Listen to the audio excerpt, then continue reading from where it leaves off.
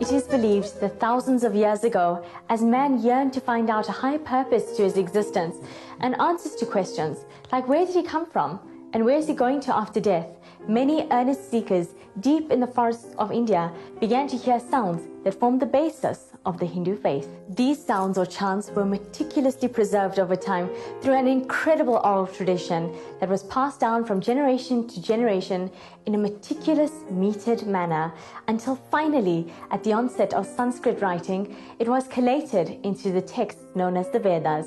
Over time, the purity of this pristine knowledge became somewhat tainted through differing interpretations, as well as other factors affecting India's history.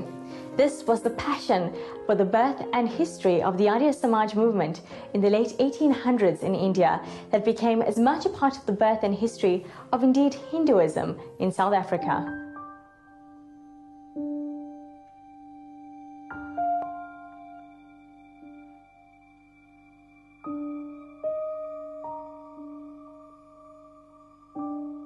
The Arya Samaj movement was founded by a great reformer of 19th century India, Swami Dayanand Saraswati, in April 1875. Arya means noble and Samaj means an association, so Arya Samaj means an association of noble people. The Arya Samaj movement was founded primarily to lift Hinduism out of its slumber, social decay and subjugation, especially since the Mughal and British invasions, and restore the religion of the ancient Vedas to its former pristine glory. But the Reformation that began in India soon grew beyond its borders. With the advent of indenture, impoverished Indians were soon taken as labourers to other areas of the British colony, and so Hinduism spread to Mauritius, Trinidad, British Guyana, Fiji and South Africa. The indentured labourers came from the lower socio-economic rungs and were not scholars of Indian culture. Their primary concern was earning a livelihood. Separated from linguistic, cultural and religious roots in India, Hindu culture was thus left to grow on very impoverished resources.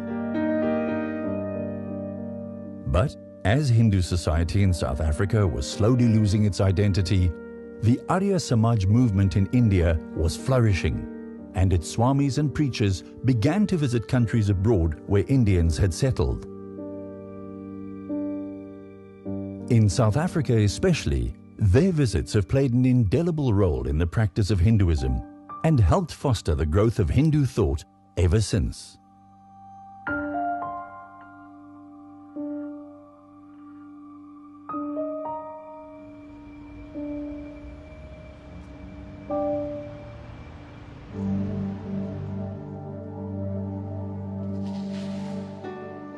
The Vedic philosophy expounded by Swami Dayanand Saraswati made a tremendous impact on the early settlers in South Africa.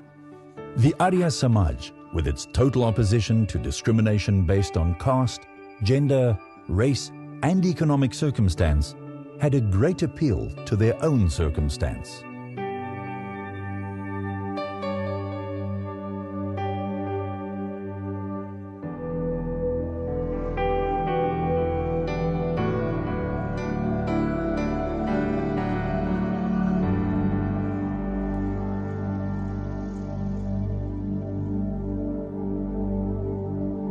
"45 years after the arrival of the first indentured Indians, the first Hindu scholar to come to South Africa, Professor Bhai Parmanand, began the Hindu reform movement and established in various areas Hindu young men's associations.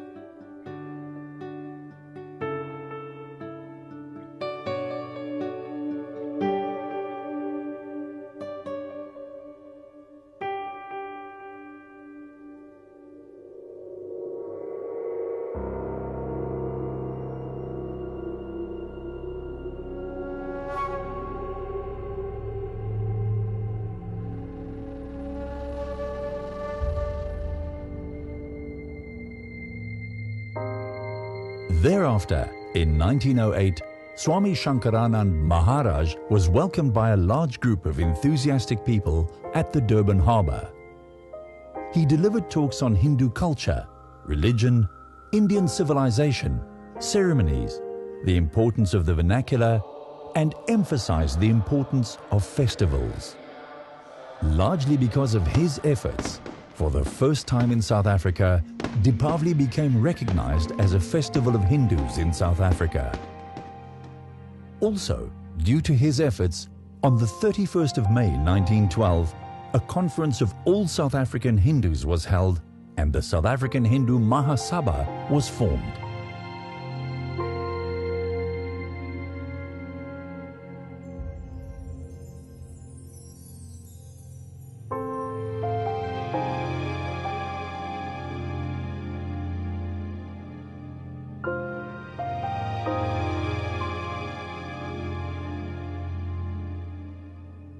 Later that year, on the 22nd of December 1912, a locally born stalwart of the Arya Samaj, Pandit Bhawani Dayal, returned from his marriage in India at the age of 20.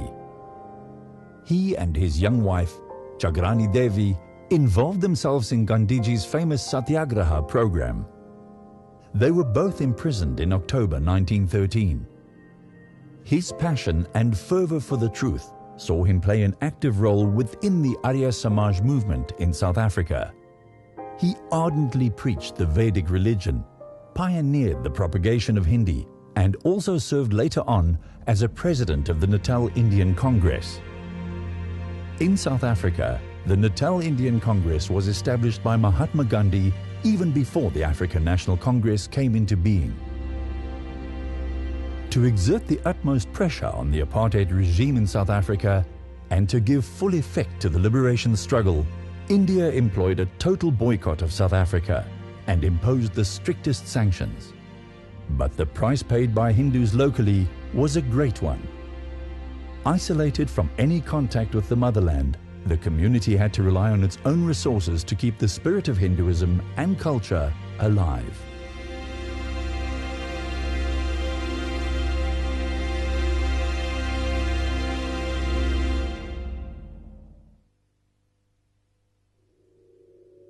By the end of 1925, Arya Samajas were well established throughout Natal.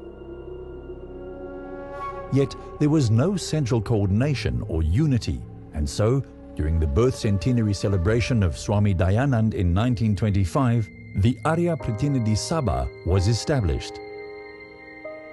This became the parent body of all Arya Samaj organizations in South Africa, and through the regular satsangs, Hindi classes, training of priests, musical classes, theatre, building of schools, and social welfare projects, the Arya Pratinidhi Sabha was able to maintain and even grow the practice and understanding of Hinduism in South Africa.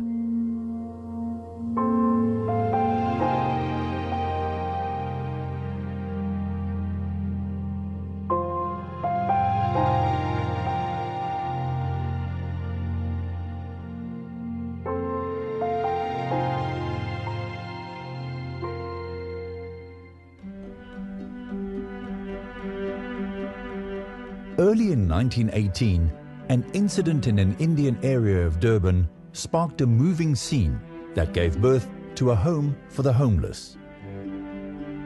A beggar was being beaten by a policeman for using a public toilet as an overnight shelter. His cries reached the ear of the then president of the Arya Yuvuk Sabha, the AYS, Mr. D.G. Satyadeva, who, on the same day, reported the incident to the Sabha. After consideration of the 9th principle of the Arya Samaj that said, "No person shall be content in his own welfare, but must find his welfare in the welfare of others," a decision was taken to provide a home for the homeless. By 1920, a building was purchased, and on the 1st of May 1921, a home for the homeless was established in Bel Air Road, Mayville.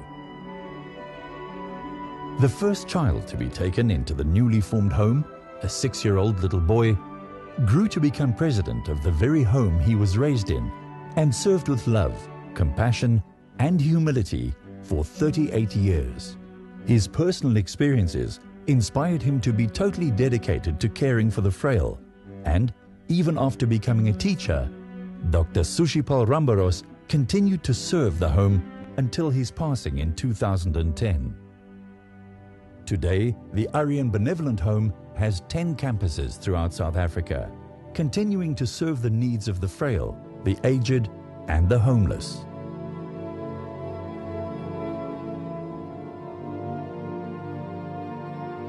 Another renowned stalwart of the Arya Samaj movement in South Africa was Pandit Nardev Vedalanka. He arrived in South Africa in 1947 as a Gujarati teacher, but stayed on to successfully spread the tenets of Vedic culture. In 1948, he established the Hindi Siksha Sangh, which gave rise to the first fully fledged Hindu radio station in South Africa, Radio Hindwani. He was also instrumental in establishing the Vedic Priest Academy and the Veda Niketan, both part of the 5 standing committees of the Arya Pratinidhi Sabha. The Narayan Jivan Vedic Center, the Arya Youth League, and a finance committee make up the remaining standing committees. Today, almost 8 decades since its formation, the Sabha remains a mature and flourishing organization which continues to offer direction and leadership to the community at large in the religious, social, cultural, and educational fields. Its mission is still to promote the acceptance of the 10 principles of the Arya Samaj as a blueprint for transformation in one's personal life and in society at large, and to conduct all such activities which are in keeping with the spirit of these principles.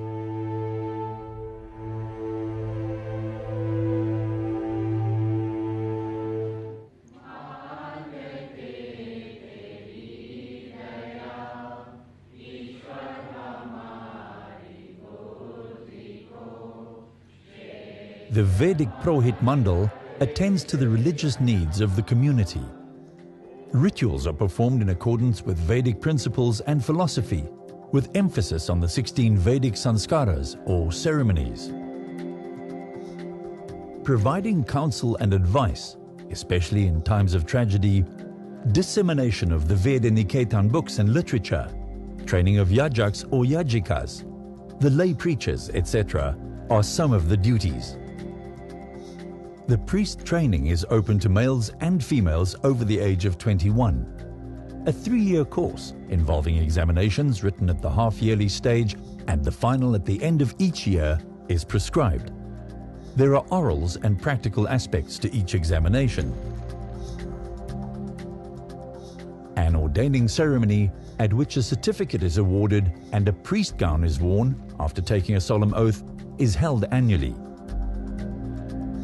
Meetings where Pandits and Panditas meet to discuss matters or issues related to their field of work take place quarterly. Workshops are also arranged to assist priests in establishing uniformity in the performance of various sanskaras. The Purohits and Yajaks of the Mandal are looked upon as custodians of the Vedic culture.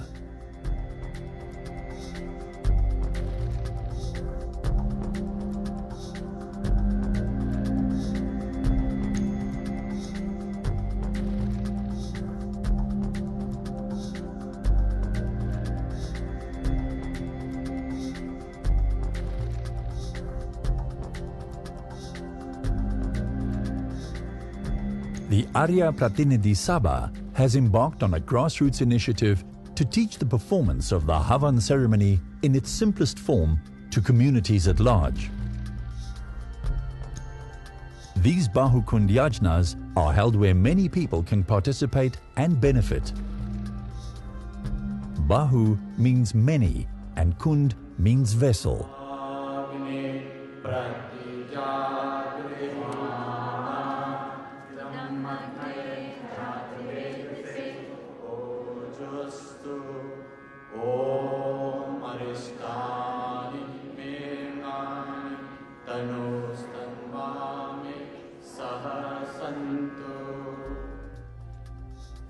The Veda Niketan was established with the objective of upholding the 3rd principle of the Arya Samaj, which reads, His word, the Veda.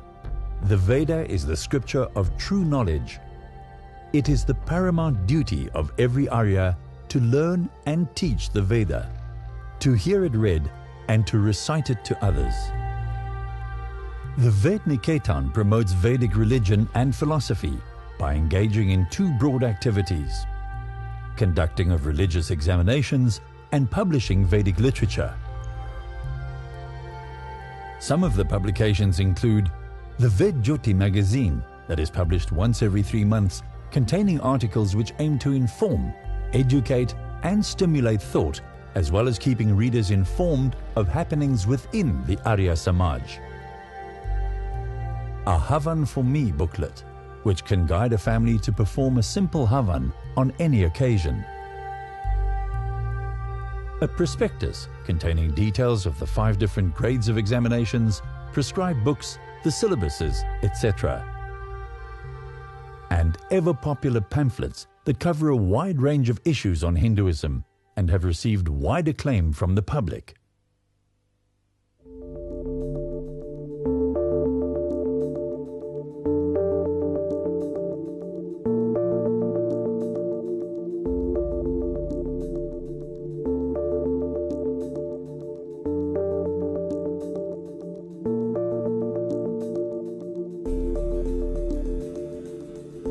The Narayan Jivan Vedic School was built for the community of Kenville by Mr. R.N. Jivan to promote the Hindu religion and serve the social, cultural and educational needs of the community. In recent times, as the school became less used, the property was donated to the Arya Pratinidhi Sabha. The Narayan Jivan Vedic Center now provides primary health care for over 10,000 informal residents who live in the vicinity of the center.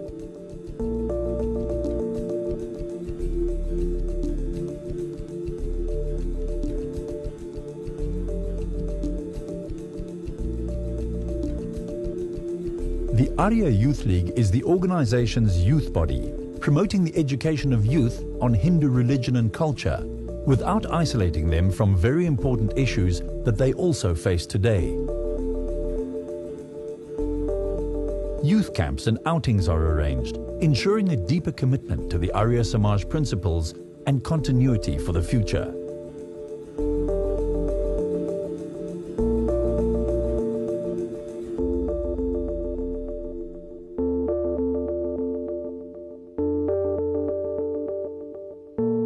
The Finance Committee ensures that the Sabha's finances are being soundly maintained and books audited annually.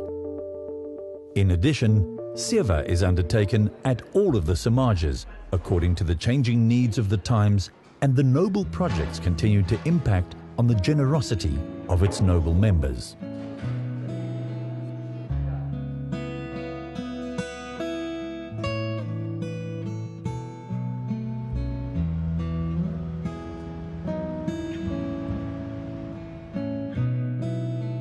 Based on the highest ideals of truth, righteousness, peace and non-violence as emanating from the ancient Vedas, the Arya Samaj movement in South Africa has consistently grown from the tough times of indenture to an age of freedom in the new South Africa.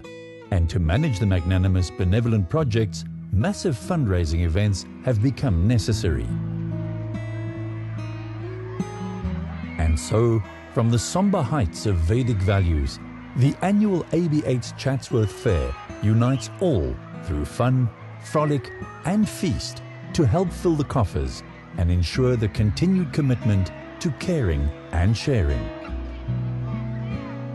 Stalls abound with Indian fare, from foods to philosophy, from song and dance to the screaming squeals of ecstatic children.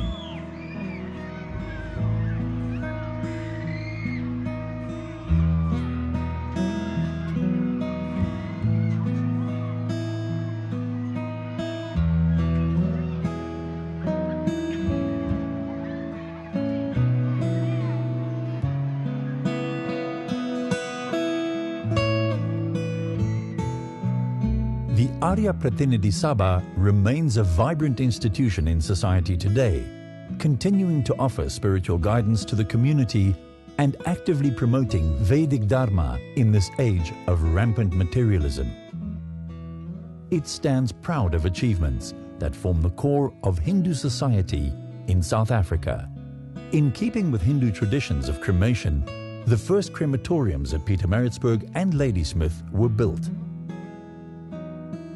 The first home for the aged and fragile of colour in South Africa, the ABH, continues its mission of caring, sharing and serving for more than 90 years now.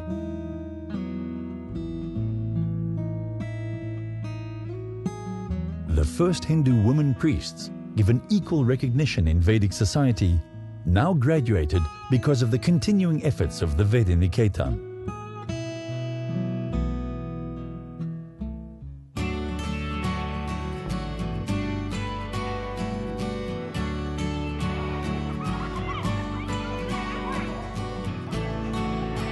The first private secular school promoting the vernacular, the Westfall Hindu School, has grown from humble beginnings to a fully fledged modern facility, largely because of the commitment of the Sabha to the promotion of Hindu culture.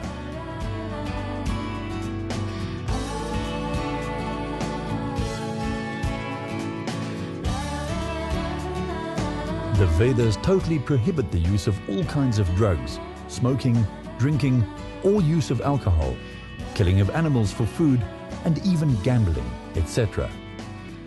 It advocates pure vegetarian diets, including milk products, and that too according to season, suitable to one's body, in a reasonable quantity, and also earned through righteous means.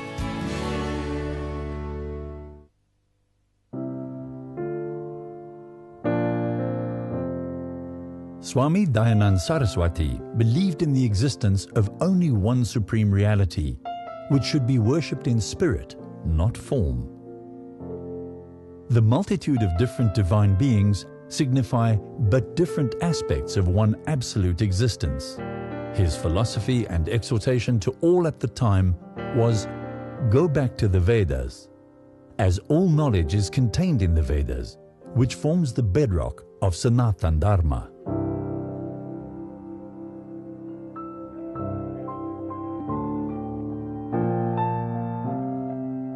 The propagation of not only Hindi, but other Indian languages as well, and the wider recognition of Hindu festivals, all have benefited from the pioneering efforts of the Arya Samaj and its commitment to the betterment of Hindu society.